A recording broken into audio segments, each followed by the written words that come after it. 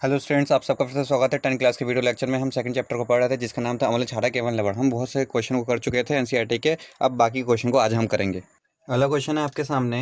अम्ल को तनुकृत करते समय हाइड्रोनियम आयन H3O+ की सांद्रता कैसे प्रभावित होती है। पहले बच्चों मैं आपको बता दूं कि H3O+ का मतलब होता है H+ आयन। एक ही बात है, दोनों का मतलब एक ही है। H+ आयन कहें कि आप H3O+ कहें, हाइड्रोनियम आयन। ठीक है बच्चों, दोनों का मतलब एक ही होता है। अम्ल को तनुकृत करने का मतलब उसमें पानी मिलाने पर। ठीक है, जैसा हम सबको पता है कि अम्ल में पानी मिलाने पर अम्ल की जो अम्लीयता होती है वो कम हो जाती है। अब वो हमारे लिए इतना हार्मफुल नहीं रहता, क्योंकि हमारे पास जैसे HCl है। HCl बहुत ज़्यादा हार्मफुल है, उसका इस्तेमाल हम नहीं कर सकते अपनी डेली लाइफ में, प्रयोगशाला में भी इस्तेमाल नहीं किया जा सकता। लेकिन जब उसमें पानी मिलाया जाता है, पानी मिलाकर वो तनुकृत हो जाता है, डाइल्यूट हो जाता है, अब उसका इस्तेमाल हम प्रयोगशाला में कर सकते हैं। वो हमारे लिए हार्मफुल नहीं होगा, डेंजरस नहीं होगा। ठीक है ना। तो पानी मिलाकर ही अम्ल का उपयोग किया जाता है जितने भी स्ट्रॉन्ग एसिड्स होते हैं। तो पानी मिलाने पर जो एसिड की जो अम्लीयता होती है वो कम हो जाती है। अम्लीयता का कम होने का मतलब होता है कि H+ आयन की जो सांद्रता होती है वो उसका कम हो जाना। तो आप लिखेंगे कि अम्ल को तनुकृत करने से H3O+ की जो सांद्रता होती है वो कम हो जाती है।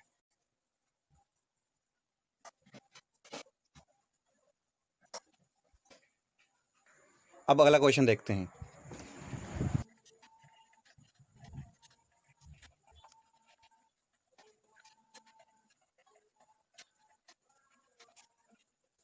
अगला क्वेश्चन है कि जब सब सोडियम हाइड्रोक्साइड विलयन में अधिक के क्षारक मिलाते हैं तो हाइड्रोक्साइड आयन की सांद्रता कैसे प्रभावित होती है। सोडियम हाइड्रोक्साइड जिसका फॉर्मूला होता है NaOH, ये NaOH है। इसमें जब आप अधिक के क्षारक मिलाते हैं, मतलब और ज़्यादा ही क्षारक मिलाते हैं, बेस और ज़्यादा ही मिलाते हैं, तो OH पे क्या असर पड़ जाता है। मैं आपको पहले बेस की डेफिनेशन बता दूं। जो आर्हेनियस के अनुसार क्षारक वो होते हैं जो जल में घुलकर OH देते हैं। जैसे ये OH है, दे रहा है, जल में घुलकर OH माइनस दे रहा है। तो विलयन में OH उपस्थित होने का मतलब ही विलयन क्षारकीय विलयन कहलाएगा। अब NaOH का विलयन क्षारकीय है क्योंकि ये OH दे रहा है। इसमें आपने और अधिक के क्षारक मिला दिया और ज़्यादा मात्रा में क्षारक मिला दिया, तो ज़्यादा मात्रा में क्षारक मिला दोगे तो वो भी OH देगा। मान लीजिए आपने KOH मिला दिया, तो KOH वो भी एक क्षारक, ये भी मिला दिया इसमें, तो वो भी K+ और OH माइनस देगा। तो OH की जो मात्रा है, OH की जो सांद्रता है वो क्या हो गई, बढ़ गई। तो आप ये लिख सकते हैं कि जब सोडियम हाइड्रोक्साइड विलयन में अधिक के क्षारक मिलाते हैं तो हाइड्रोक्साइड आयन की सांद्रता बढ़ती है।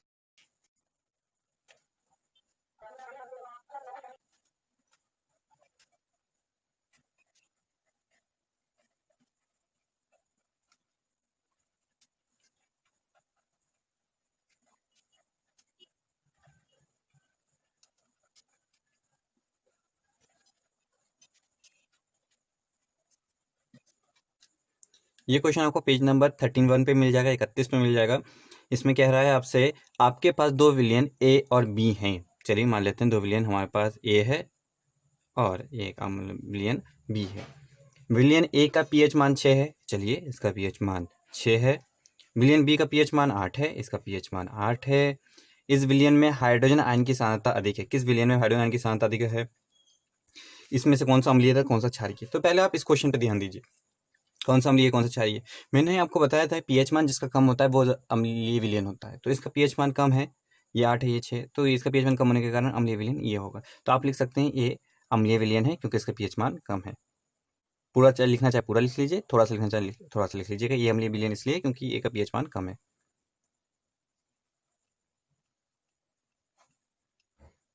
और बी क्षारीय विलयन होगा क्योंकि इसका पीएच 7 से ज़्यादा है। क्षारीय वो होते हैं जो जिनका पीएच 7 से ज़्यादा होता है, तो ये 7 है। जिनका पीएच 7 होता है उनका उसे क्या कहते हैं, उदासीन विलयन कहते हैं। जल हमारा उदासीन विलयन हो तो उसका पीएच 7 होता है, और 7 से जितने भी ऊपर के होते हैं वो क्षारीय होते हैं। ये क्षारीय विलयन है। और 7 से जिनका कम होता है वो अम्लीय विलयन है। ये 7 से कम है तो अम्लीय विलयन है। ठीक। तो अम्लीय क्षारीय की पहचान करने के लिए क्या करना है, 7 से कम वाले अम्लीय होते हैं, 7 से अधिक वाले क्षारीय होते हैं। ये अम्लीय है क्योंकि इसका मान 7 से कम है।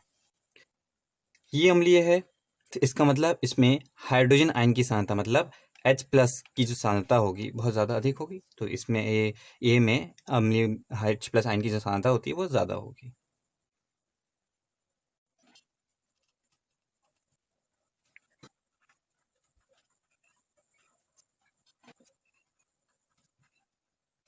H+ आयन की सांद्रता का विलयन की प्रकृति पर क्या प्रभाव पड़ता है। H प्लस की आयन की सांद्रता मतलब H प्लस आयन बहुत ज़्यादा होने पर विलयन अम्लीय होगा, H प्लस आयन कम होने पर विलयन क्षारीय होगा। तो यहाँ लिख दे रहे हैं हम कि H प्लस आयन की सांद्रता अधिक होने पर विलयन अम्लीय होता है।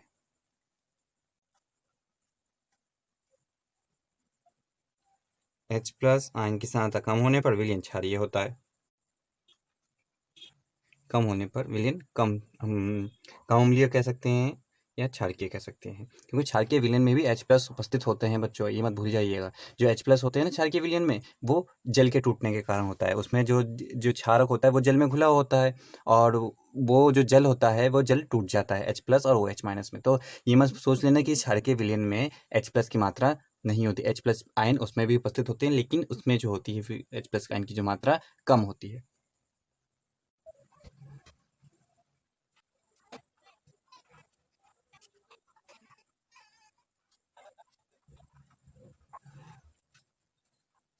ये क्वेश्चन है आपका, क्या क्षारकीय विलयन में H प्लस आयन उपस्थित होते हैं? अगर हाँ तो क्षारकीय क्यों है?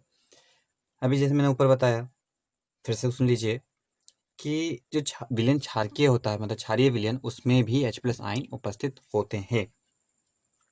विलयन क्षारीय क्यों होता है वो भी बात समझते हैं। जैसे हमारे पास NaOH है, आप सबको पता है ये क्षारक होता है। ये क्षारक होता है। इसे पहले जल में घोलोगे आप, जल में उपस्थित घोलोगे तो H2O लिख दिया मैंने, पहले जल लिखता था मैंने H2 लिख दिया, Na प्लस OH माइनस। तो अब बताइए आप, ये क्षारकीय क्यों है? क्योंकि ये जल में घुलकर OH माइनस आयन देता है, इस कारण ये क्षारकीय है। अब इसमें H प्लस है या नहीं है? वो भी है H प्लस आयन। क्यों? ये जो जल होता है ना, जल ये बहुत दुर्बल होता है, ये टूट जाता है। ये भी टूटता है H प्लस में और OH माइनस में। है नहीं क्षारकीय, H प्लस है नहीं है। OH भी दे रहा है, H प्लस भी दे रहा है, जितने अमाउंट में H प्लस दे रहा है उतना ही अमाउंट में OH दे रहा है। इस वजह से इसकी बात हम करते नहीं है, ठीक। लेकिन कोई आपसे पूछे कि इस पूरे सॉल्यूशन में OH है? हाँ OH है। H प्लस है? हाँ OH H प्लस भी है। लेकिन OH की जो मात्रा है आप खुद देख सकते हैं ज़्यादा है, इस कारण विलयन कैसा होगा? क्षारकीय होगा। लेकिन कोई आपसे पूछे कि H प्लस है, आप कहोगे हाँ बिल्कुल H प्लस होता है। तो क्षारकीय जो विलयन होते हैं उनमें H प्लस आयन उपस्थित होते हैं।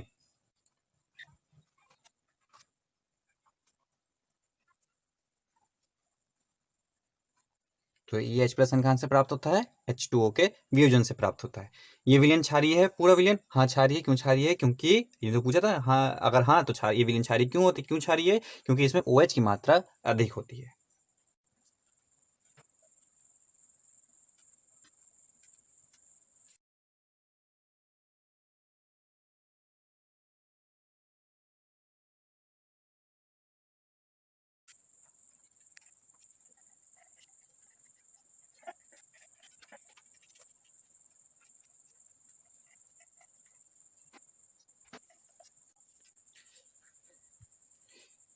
इस क्वेश्चन में कह रहा है आपसे, कोई किसान खेत की मृदा की किस परिस्थिति में बिना बुझा हुआ चूना या चौक का उपयोग करेगा?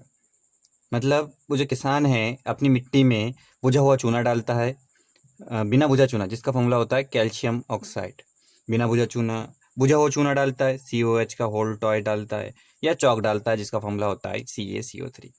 इन तीनों चीज़ों को वो अपनी मृदा में किस परिस्थिति में डालता है वो आपको बताना है। क्यों करता है वो अपनी मिट्टी में इन तीनों चीज़ों का इस्तेमाल क्यों करता है? तीनों में से कोई एक चीज़ों का इस्तेमाल क्यों करता है?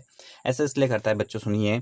ये क्षारीय प्रकृति का है, ये भी क्षारीय प्रकृति का, ये भी क्षारीय प्रकृति के होते हैं।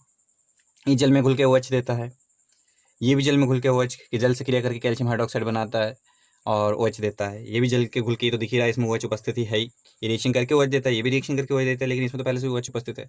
तो ये सब क्षारीय प्रकृति के होते हैं।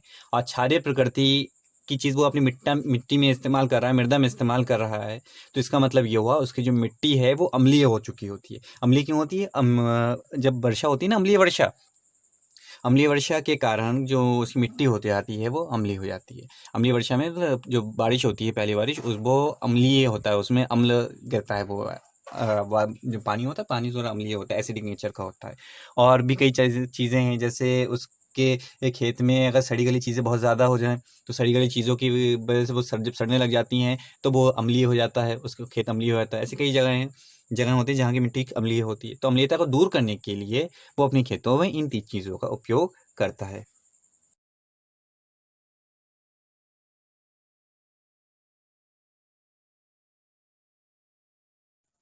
आपके माइंड में ये क्वेश्चन भी आया होगा कि इन्हीं का ही उपयोग क्यों करता है। वो NaOH का भी उपयोग कर सकता था, KOH का भी उपयोग कर सकता था, MgOH का वोल्टाइज का भी उपयोग कर सकता है। इन्हीं का उपयोग इसलिए करता ये इन्हीं का उपयोग इसलिए करता है, इनका उपयोग इसलिए नहीं करता बच्चों, क्योंकि ये जो होते हैं ये महंगे होते हैं और ये इजीली अवेलेबल हो जाते हैं। चूना पत्थर जो होते हैं ना, ये आपको इजीली अवेलेबल हो जाएगा, इस सस्ते भी पड़ेगा, तो इस कारण जो किसान होते हैं वो सस्ती चीज़ का इस्तेमाल करेंगे। क्यों महंगी चीज़ मार्केट से खरीद के लाएगा। ठीक है बच्चों, ये बहुत ज़्यादा महंगे होते हैं और डेंजरस एसिड होते हैं, डेंजरस बेस होते हैं, क्षारक बहुत क्षार के होते हैं और डेंजरस होते हैं ये। इस कारण वो अपना हाथ भी नहीं डाल सकता इनके अंदर, उसके हाथ में छाले पड़ जाएंगे, हाथ कट जाएगा उसका। ठीक, हाथ कटने का मतलब खून ही निकलने का मतलब उसमें हाथ में छाले पड़ जाएंगे, कुछ दिन के बाद फट जाएगा उसका हाथ। ठीक है, अगर ज़्यादा देर तक उसमें डुबो कर रखेगा, ये भी काट देता है।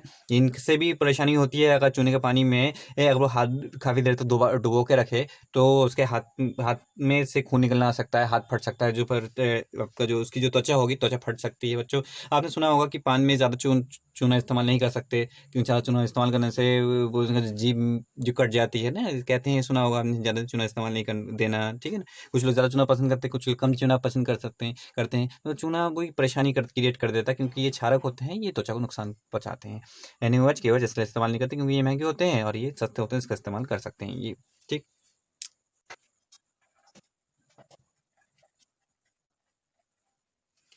अब क्वेश्चन आपको पेज नंबर 36 में मिल जाएगा, 36 में मिल जाएगा। कैल्शियम ऑक्सीक्लोराइड यौगिक का प्रचलित नाम क्या है। कैल्शियम ऑक्सीक्लोराइड रासायनिक नाम हो गया, लेकिन इसका जो प्रचलित नाम जो आम लैंग्वेज में कहते हैं, आम भाषा में जिसे कहते हैं विरंजक चूर्ण, ब्लीचिंग पाउडर।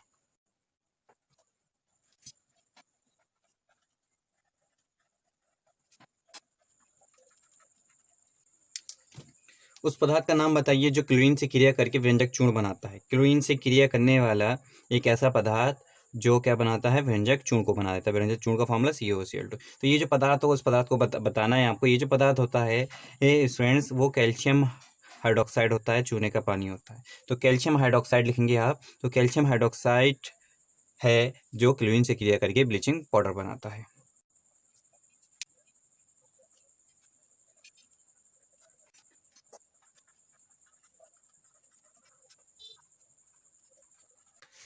हमारा क्वेश्चन है, कठोर जल को मृदु करने के लिए क्या उपयोग में लाते हैं। इसका मतलब क्या यौगिक मिलाया जाता है जिससे कठोर जल मृदु जल में परिवर्तित हो जाता है। मैं आपको पहले बता दूं, जल दो प्रकार के होते हैं, कठोर जल और मृदु जल। कठोर और मृदु का सेंस वो नहीं है जो आप सोच रहे हैं। ठीक, कठोरता का मतलब कठोरता से नहीं है, मृदु का मतलब सॉफ्ट से नहीं है। यहाँ पर कठोर जल वो जल होता है जो साबुन के साथ कम झाग देता है।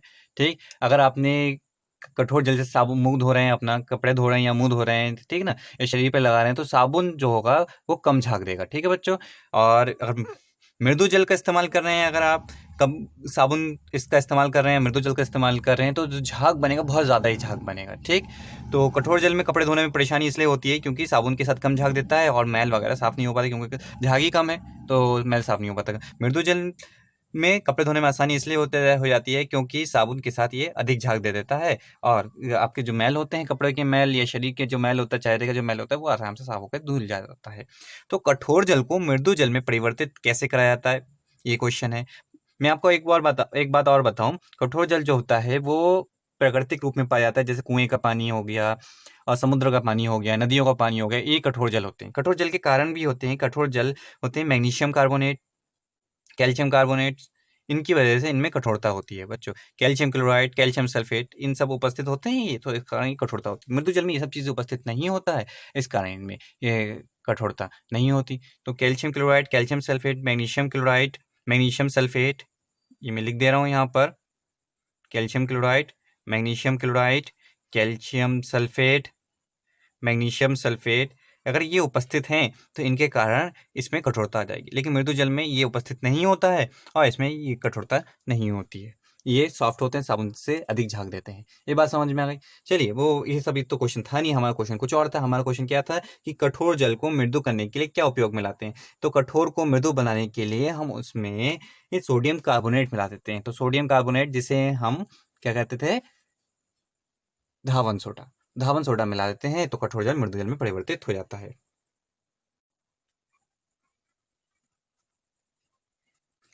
NO2CO3 सोडियम कार्बोनेट मिला दीजिए या NO2CO3.10H2O मिला दीजिए, बात एक ही है। ठीक है, वो धावन सोडा हो गई, सोडियम कार्बोनेट, दोनों में से कुछ भी मिला दीजिए, आपका कठोर जल मृदु जल में परिवर्तित हो जाएगा।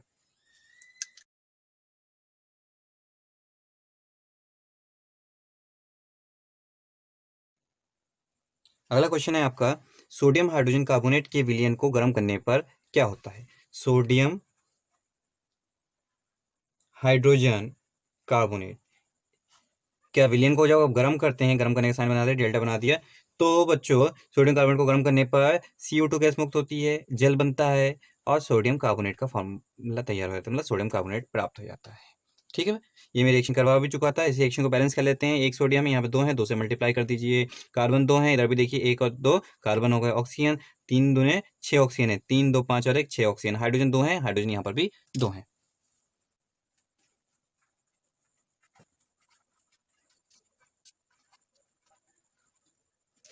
अगला क्वेश्चन है, प्लास्टर ऑफ पेरिस की जल के साथ अभिक्रिया के लिए समीकरण।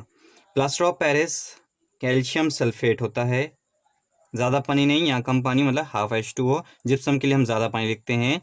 ठीक है, कैल्शियम सल्फेट जिसे हम POP कहते हैं। इसकी किससे अभिक्रिया करवानी है? जल के साथ अभिक्रिया करनी है। जल में घोलना नहीं है, जल में घोलना होता तो ऊपर लिख देता जल, लेकिन जल के साथ अभिक्रिया करवानी है। जब अभिक्रिया करवानी है तो यहाँ पे लिखें आप H2O। ठीक है, अब चलिए देखिए, प्लास्टर ऑफ पेरिस को जब पानी में घोलते हैं तो घोलने के बाद आधे 1 घंटे के बाद ना बच्चों, कम से कम आधा 1 घंटा ले लेता है, वो हार्ड हो जाता है, सॉफ्ट से पाउडर था बिल्कुल, ये पाउडर सफ़ेद कलर का। लेकिन ये जब रिएक्शन करवा दोगे, मतलब पानी से रिएक्शन कर लेके पानी खोल दोगे, आधे घंटे के बाद वो हार्ड हो जाता है। ठीक, हार्ड होके किसी भी सांचे में ढल सकता है, जिस सांचे में आप ढाल सकते हैं। मतलब इससे मूर्तियाँ बनाई जाती हैं और आपके कई तरह के डिज़ाइन दिए जाते हैं, दीवारों पर लगाया जाता है। ठीक है बच्चों, तो जो हार्ड सब्सटेंस तैयार होता है, जो तैयार होता है पानी से रिएक्शन करने के बाद, वो जो होता है वो जिप्सम होता है। और जिप्सम का फॉर्मूला कैल्शियम सल्फेट डॉट ज़्यादा पानी 2H2O। मैंने आपको तरीका बताया था ना कि calcium sulphate dot 2H2O, calcium sulphate half H2O। सिर्फ आपको क्या याद रखना है कि कैल्शियम सल्फेट और H2O याद रखना है। अब इसमें ज़्यादा पानी कर दोगे, मतलब 2 से मल्टीप्लाई कर दोगे तो जिप्सम बन जाएगा। कम पानी कर दोगे, मतलब आधा कर दोगे, तो ये प्लास्टर ऑफ पेरिस बन जाएगा। ये प्राप्त हो गया आपको। तो आपने क्या देखा, प्लास्टर ऑफ पेरिस में जैसे जल मिलाओगे आपको जिप्सम प्राप्त हो जाता है। ये हार्ड होता है, यहाँ लिख दे रहा हूँ जिप्सम। ये रिएक्शन बैलेंस नहीं है, बैलेंस कर लेते हैं जरा बच्चों। स्टूडेंट्स देखो, यहाँ पे 2 H2O हैं, यहाँ पे कितने H2O हैं? आधा H2O है। 2 में से आधा लिख चुके हो तो इसका मतलब 1.5 बचा। 1.5 बचा, नहीं बचा, 1.5 को लिखते हैं हम 3/2। 3/2 का मतलब होता है 1.5, तो यहाँ पे हम 3/2 लिख देते हैं। तो ये रिएक्शन हो गई प्लास्टर ऑफ पेरिस की जल से अभिक्रिया। तो प्लास्टर ऑफ पेरिस की जल से अभिक्रिया करने पर जिप्सम प्राप्त होता है।